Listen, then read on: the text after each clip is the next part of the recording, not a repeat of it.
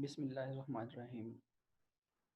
As we have discussed some of the transformation of sentences in our previous three lectures, and even we have already discussed about what is a transformation and how it comes from these things.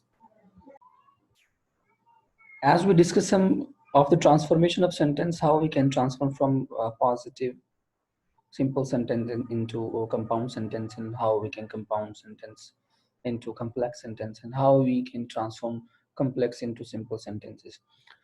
And we have also learned that what is a simple sentence, as we know very well about that sentence. Simple sentence has one independent clause and there is no dependent clause.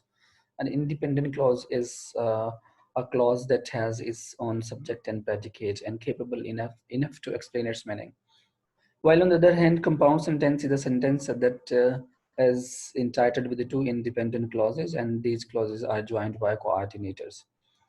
Coordinators mean also known as fanboys, and fanboys mean just for F for far, A for and, N for nor, B for but, O for or, Y for yet, and S for so. So we have learned approximately not less than 8 different methods that help us to transform simple sentence into compound to complex, and complex to simples. And we can change every type of sentence, or we can transform every type of sentence. But in today's lecture, we will discuss what is an infinitive and what is a gerund, and how the pattern of these two infinitive and gerunds are being analyzed. First of all, we move toward infinitive. What is an infinitive? Infinitive actually is a base form of verb that follows by to, or even in Urdu language, we consider it's just like a masdar, and masdar, it's not a verb, it's basically, but it's an infinitive. In Urdu language, we have a pattern of na, ni, ne, all the verb pattern that is followed by na, ni, ne, just like milna, utna, batna, sona, pina, khana. All the words that entitled with the word na, ni, ne, or is considered in Urdu language as masdar, and we know in English language that it is infinitive. The question is that how can these type of word, or just known as infinitive, can be entitled, or how they structure in a sentence. Move on. First one, verb plus infinitive. How the verb entitled with infinitive, or how infinitive used with an verb. Verb that are followed by to and infinitive. First of all, we have the first one, structure, that is considered what is the structure of verb plus infinitive, that we have subject plus verb plus to infinitive. Just like I started to walk. It's all about I, it's a subject, started here is a verb, to work is here is an infinitive. But here is an adverb of time here in 1994, but it's the structure of an adverb, but we haven't any focus over the adverb itself, but we are here to learn the verb plus infinitive, the structure of verb and its infinitive. And second example that we have, that I want to speak to the manager here. I want is the verb, to speak here it's an infinitive, and the to the manager, it's a directions, or a prepositional object, not the direct object of the sentence. Or we can also say that subject plus verb plus infinitive plus prepositional object or adverb in these examples. The most common verbs followed by the infinitive are help, try, want, love, agree. These are the most prominent words that are followed to infinitive. After that, verbs are followed by a noun and then to infinitive. As we learned directly that the first structure is related to the infinitive, is just a subject plus verb plus infinitive. But in the second structure, we have to add a noun before infinitive or after verb, just like subject plus verb and plus noun and plus to infinitive. She told him to go home. Here, she is a subject, told is a verb, or him is a noun, and to go is in another infinitive. After that, we have another examples that we can say that she want him to stay. So again, she want him to stay. again we have a subject, verb, noun, as well as infinitive. The common verbs with this pattern are tell, ask, get, want, etc. And these are the most prominent words that are being used with the structure of subject plus verb plus noun plus to infinitive. After that, we have a third one example, and the third example that's just used to after some adjectives, just like it's impossible to save money. Here, impossible is an adjective, and to save again, it's we have an infinitive. It's impossible to save money. The impossible here is an example of an adjective. So there is another structure that is that can we make as just like subject plus verb plus adjective plus infinitive. Here it is a subject, or we can say that introductory subject, or is a verb, impossible is an adjective, and to save is an infinitive. It's the third structure of the verb, or just or the infinitive, not the verb. Further move on that the to infinitive as a subject of the sentence. It is possible for a sentence that the subject of that sentence is be or is to be a infinitive. Mm, right to say that to visit, just like infinitive can be a subject of us a sentence, or can be an object of a sentence, or it might be possible to an object of a prepositional of verb. Just move on. To followed by object, just like structure subject plus verb plus object plus to infinitive. He told me to give this to you. Here he is a subject, told here is a verb, me here is an object, and to infinitive, just like to give here is an infinitive. This to you, again we have two objects, first one direct or second one indirect object, or we can also consider that the prepositional object as well.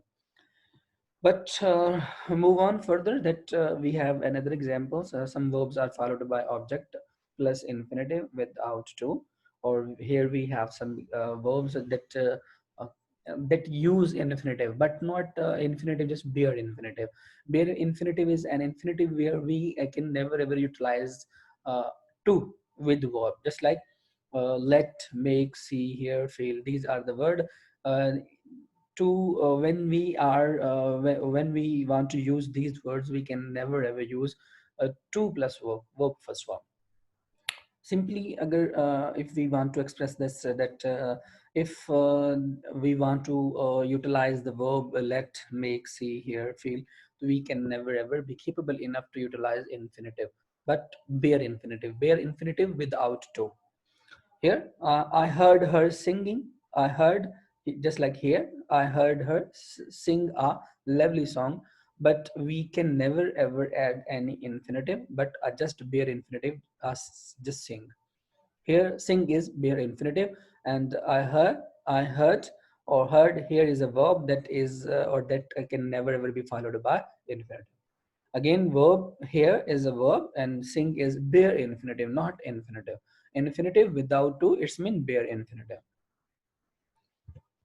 After that, how can we perform, or how can we form a negative form of infinitive, or which verb or helping verb requires? Which verb or helping verb is required for making a negative form of infinitive? Let's move on. After that, we have used do not and don't plus infinitive without to. Here, if we want to make a negative transformation, or if we want to make a negative sentence of for the sentence that is entitled with the infinitive, we can never ever utilize to while making a negative form of infinitive, just like used do not and don't in plus infinitive without to, just like do not make a noise. Again, to make is an infinitive, but we if we want to make it in a negative sentence, so definitely we can never ever utilize or use the verb to plus infinitive just without to. Do not make a noise, or just put not before to. Or here, he asked me not to be late. Here is a sentence, do not make a noise. It's examples that we want to convert it into rest of the sentence. He asked me not to be late, or put not before to. Again we can make it in a sense. First of all, we can utilize the negative form of infinitive while having the two or basic structures, or even just two structures. First one, if we want to make a negative form of the infinitive, we can utilize do not and don't. The first structure of making negative form of an infinitive is we utilize helping verb do plus not, and we make an infinitive and the negative form of infinitive sentence, just like do not make a noise. But if we want to utilize two, just like two plus verb first one, or we can also utilize it, but we utilize not before the word to. Just he asked me not to be late. In this sentence we do not mention and we do not utilize do not and don't. Again, अगर negative transformation of sentence infinitive के साथ if you want to make, अगर आप बनाना चाहते हैं, तो you have two different method, आपके पास दो मेथड्स हैं. फर्स्ट वन ये है कि आप डू नॉट को इस्तेमाल करते हैं या डोंट को इस्तेमाल करते हैं प्लस इन्फिनेटिव विदाउट टू के साथ, और आपकी वो नेगेटिव फॉर्मेशन बन जाती है. जैसे कि मेक अ नॉइज, मैं कहता हूँ do not make a noise, तो यहाँ पर do not make a noise, तो ये एक नेगेटिव फॉर्मेशन है ऑफ इन्फिनेटिव की, जिसे हम इंपेरेटिव भी कह सकते हैं. तो यहाँ पर ये क्योंकि इंपेरेटिव सेंटेंस की शक्ल में पाया जा रहा है हमें, तो do not make a noise पहला तरीका ये है कि हम डू नॉट या डोंट को इस्तेमाल करते हैं प्लस इन्फिनेटिव लगा देते हैं. तो यहाँ पर मेक जो है यहाँ पर बेयर इन्फिनेटिव है, और हमारे पास डू नॉट इसलिए हम मेंशन किया है कि we want to make it negative. But in a second method just like, कहते हैं दूसरा तरीका ये है कि आप टू से पहले नॉट लगा दो, तब भी आप उस सेंटेंस की नेगेटिव फॉर्मेशन या नेगेटिव फॉर्म बना सकते हैं जिसमें आप इन्फिनेटिव इस्तेमाल करते हैं. तो यहाँ पर अगेन उसने टू को खत्म नहीं किया, उसने नॉट टू से पहले ऐड कर दिया. He asked me not to be late. Again आप इस जुमले को अगर आप बनाना चाहते हो, आप चाहते हो कि हम इस तरह से बना दें कि हम टू को इस्तेमाल करें इसमें, तो यहाँ पर हम क्या करेंगे, हम कहेंगे क्योंकि ये प्रेजेंट है, ही आस्क्स, तो हम लिखते हैं he asks not to make a noise. हम इस सेंटेंस की जो फॉर्मेशन है हम इस तरह भी कन्वर्ट कर सकते हैं, इसे इस्तेमाल कर सकते हैं. He asked not to make a noise. Again हम जो इसका बनाना चाह रहे हैं, मैं आपको जो बताना चाह रहा हूँ, अगेन जो सेंटेंस है आप इसे दो तरह से कन्वर्ट कर सकते हैं. फर्स्ट मेथड ये है कि आप डू नॉट लगाते हैं, लेकिन if you want to put do not या don't, you can never use और utilize to before infinitive. Just like make के पहले आप टू इस्तेमाल नहीं कर सकते अगर आपने डू नॉट या डोंट का वर्ड इस्तेमाल करना है. बट अगर आप चाहते हो कि मैं डोंट का वर्ड ना इस्तेमाल करूं, जस्ट मैं नॉट लगाऊं और मैं टू भी रख लूं, तो फिर आप इस तरह से है कि आप इसे माजी में कन्वर्ट कर दें, और प्रेजेंट में भी कर सकते हैं, नो वरी, आप इसे बना सकते हैं. तो लेकिन ये है कि ज़्यादा बेहतर है कि अगर आप इसे पास्ट इंडेफिनिट की शक्ल में डालेंगे तो ये जुमला ज़्यादा बेहतर बन जाएगा. He asked not to make a noise. Again आप सेकेंड एग्जाम्पल जो मैंने यहाँ पर पुट की है, he asked not to make a noise, आप डायरेक्टली यहाँ पर देख सकते हैं, he asked me not to be late, उसने मुझे कहा कि लेट मत होना. लेट मत, नॉट टू बी लेट. यहाँ पर टू बी जो है यहाँ पर ये हमारे पास इन्फिनेटिव है, तो यहाँ पर इसमें जो है टू मेक जो है ये हमारे पास इन्फिनेटिव है. यहाँ पर मेक इन्फिनेटिव है लेकिन बेयर इन्फिनेटिव है. बेयर इन्फिनेटिव वो इन्फिनेटिव है जहां पर हम टू इस्तेमाल नहीं करते, but it serve the purpose of मस्दर. ये मस्दर का काम ही करता है, हमें बिल्कुल वैसा ही ना नी ने का मतलब समझाता है जो हम समझना चाह रहे होते हैं.